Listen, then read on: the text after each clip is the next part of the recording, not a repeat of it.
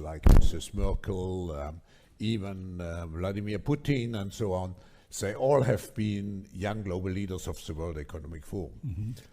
But what we are very proud of now is the young generation, like Prime Minister Trudeau, President of Argentina and so on, that we penetrate the cabinets.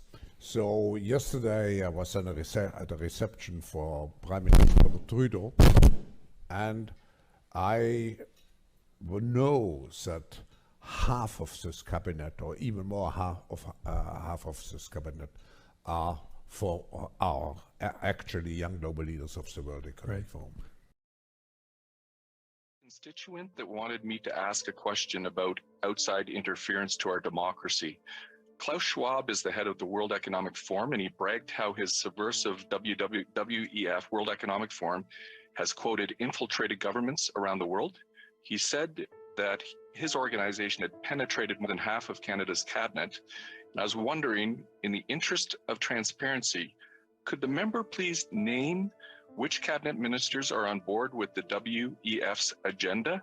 My concern is the deputy. Order. I know that the member was in a really good question there, but the audio is really bad and the video is really bad as well. And I apologize. I don't know if the member. Okay, let's try again. The honourable member for Timmins James Bay. Mr. Speaker, that member was promoting open disinformation. That's not debate. We have to call out disinformation. We'll get into debate again. Years, possibly longer. But also the leaders of very many G20 countries are actually Schwab's men and women. And that's the Deputy Prime Minister of Canada is the deputy of the World Economic. And the one final note I will make is that if you think about the benefits of digital money, there are huge potential gains. It's not just about digital forms of physical currency. You can have programmability, units of central bank currency with expiry dates.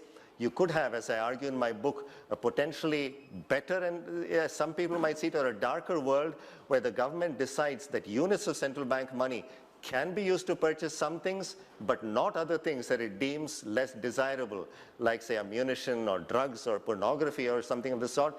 And that is very powerful in terms of the use of a CBDC. While the emergency phase of the COVID-19 pandemic is now over, investments in digital infrastructure remain an important resource for health systems and for economies and societies at large. Like many countries, the European Union made significant investments in COVID-19 certificates to help people move around as safely as possible during the pandemic. That if we are to be successful, CBDCs could not be fragmented national propositions. To have transactions more efficient and fairer, we need systems that connect countries. In other words, we need interoperability.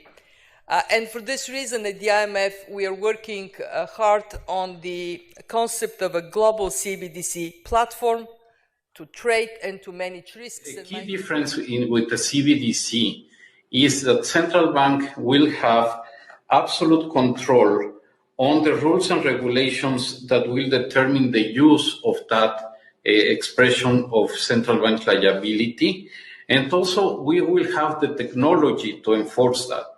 Those two issues are extremely important, and that makes a huge difference with respect to what cash is. Pandemic.